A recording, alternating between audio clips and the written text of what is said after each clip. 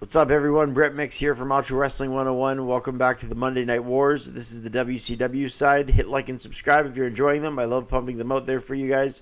I archive them, so whenever you want to go back and relive the Monday Night Wars, you can do so in easy fashion. So through 103 weeks in totality, Nitro has 84 wins. WWF has 17 wins and 2 draws. Nitro beats Raw for the 65th week in a row. The scores for this week were 4.3 for Nitro, 2.3 for Raw. So they won by a difference of a full 2 points ahead of Raw on this night. The following Nitro I'm about to review is a fun one, booked with thrills in almost every segment, and it's just a lot of fun. So stay tuned for the whole review. This is the night after Slim Jim's Halloween Havoc, which I saw a number of big bouts. The pay-per-view drew 405,000 views, which was the second highest grossing pay-per-view bought in 1997 outside of Starrcade, of course. You had the classic Eddie Ray match, the Zbyszko Hall feud carrying on forward, Savage blowing his knees out in the main event, diving off a cage, while he beat DDP earlier in the night with Hogan's help dressed as Sting. As for this Nitro, it went live Monday, October the 27th, 1997, live on TNT from the Cox Arena in San Diego, California. This was a special 3-hour episode, so let's get right to it. We first see a shot of pyros in the Nitro entrance theme. Bischoff and Hogan back with his world title as interim WCW Commissioner Roddy Piper held it for a while, just for fun. Hollywood Hogan says, "Now you can bow to him. He is God." The broadcasters take note Piper won the match last night, but Hollywood is acting like he's God even still. He makes an open challenge for anyone in the WCW to challenge him. Who from WCW would answer is the cliffhanger from that. Schiavone talks about the night ahead and the night last night, of course, trying to get people to buy the Encore.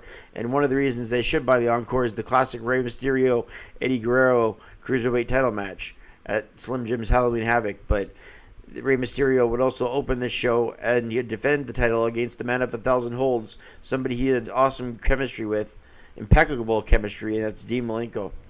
One night after defeating Eddie Guerrero in perhaps the best match in WCW history, we get these two who had great chemistry from the Great American Bash and Halloween Havoc 1996 and so on.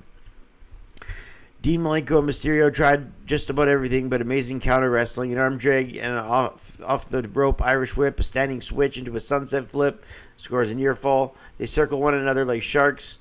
Malenko with Ray up, a gut buster all the way from the top middle rope onto the canvas. Near falls, Ray kicks out. Malenko with a tiger bomb into the Texas Cloverleaf, but Ray rolls out of that with a sunset flip and gets the victory.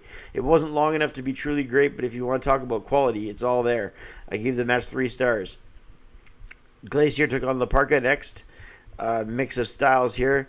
La Parka picks up a chair at ringside and sets Glacier on it so he can go airborne. Sure enough, he flies right into the chair he set up. Glacier then hits him with a martial arts Chaironic kick, and that does it as Glacier is victorious. I rated that a star and 3/4. Mean Gene introduces DDP, who gets an amazing ovation. DDP is all business and walks to the ring rather than the front of his stage. He goes into the ring instead.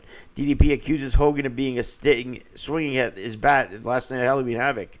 He says, "All right, Hogan, I'll admit you're the icon, but as far as being God, I don't think so." He says he accepts the challenge from Hogan, and "You've whacked me in the ribs." And DDP says, "It's time for me to whack you with something." Bang! Mean Gene goes over the possibility of them facing off as the fans cheer as a huge Hogan-DDP confrontation for later in the night. Mean Gene then introduces Larry Zbyszko. He says he will face Hall anytime, any place. Scott Hall wants to come out, and he says, "Shout out to Big Kev in Phoenix. Good luck, we'll see you soon." Hall says, "Zbyszko, I can come out there right now, but you don't want any of this because you wouldn't take care of Bischoff." They show Bischoff beating on him last night at Halloween Havoc. Zbyszko says, "I will haunt you," and the match could happen one day between the two. They go over so many classics or potential classics that will take place on this 3-hour episode. Stevie Ray with Jacqueline takes on Lex Luger.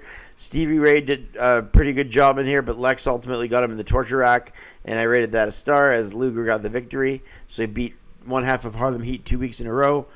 They do another vignette for Raven, who was sitting in a park out in a tree, and he says, "If your senses your fear and your pain, how Raven can relate with these people and can feel their pain.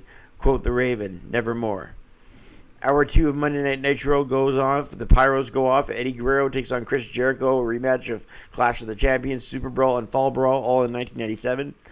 Jericho and Eddie with standing switches. They really made this an excellent match. One of their better ones, especially for TV time, which is limited. Eddie Guerrero off balance, a superplex from Eddie to Jericho, a Lionheart. Chris Jericho tries the Lion Salt, a Boston Crab, but didn't have enough oomph.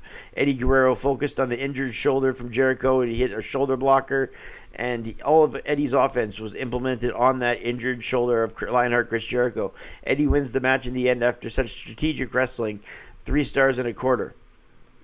Next match was a scientific technical match between Chris Benoit and Fit Finlay. Finley's return to Nitro, and it's been a long time.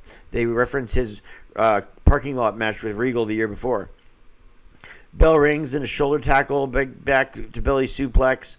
Some high flying in this one for Benoit, and that's what ultimately gets it done.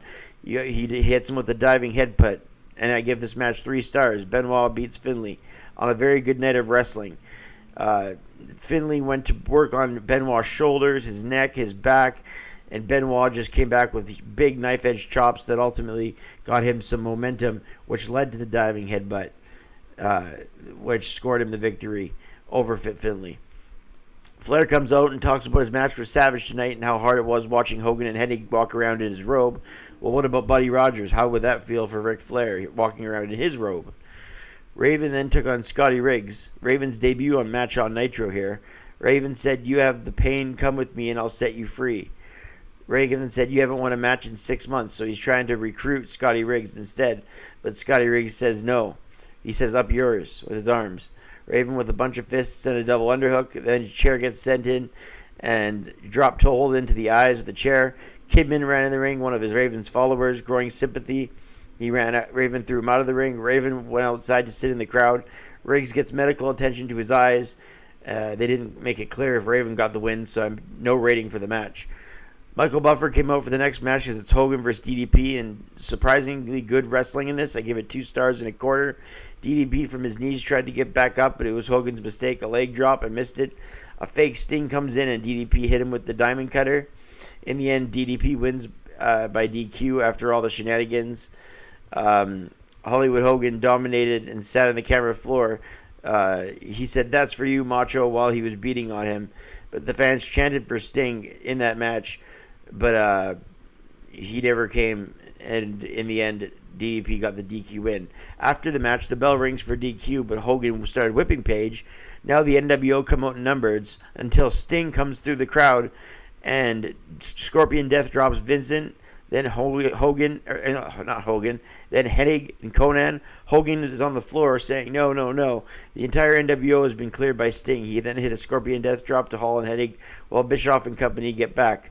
Amazing segment to take place in the middle of the Nitro with Sting clearing the NWO. Next up, we got a no rating match between the Disco Inferno and Bill Goldberg. Alex Wright came out and got jackhammered. The match didn't ever officially started because of all the shenanigans. Hogan comes out and says, "Bischoff, we're going to get Sting one-on-one for Starrcade." The Steiner brothers took on the Public Enemy, and all they talked about was the Sting Hogan thing for Starrcade. I gave it 1 star and 3/4 because they retained the titles. Kurt Hennig defended the U.S. title against Booker T.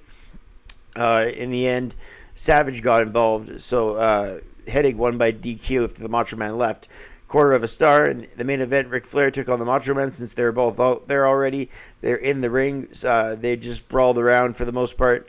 Flair kissed Liz at ringside. Savage put her in the way as Flair won by DQ in the end after Hennig attacked him. That does it for the match portion of the show. After the match, Hennig and Savage stomped on Flair. They end the show with the announcement of Hogan Sting, the contract signing tomorrow, while Flair was hung in the Tree of Woe by Savage and Hennig. Quality-wise, I rate this 3-hour episode of Nitro, which was just jam-packed with tons of quality, 8 out of 10. Because it had so many great matches, big announcements, promos, big-time pay-per-view matches, pay-per-view caliber title matches, an electric atmosphere, some great moments too, some good promos. I can't go lower than an 8. Yet DDP versus Hogan, Savage versus Flair, Benoit Finlay, Jericho Eddie Guerrero, Sting coming in midway through with the clearing out the NWO.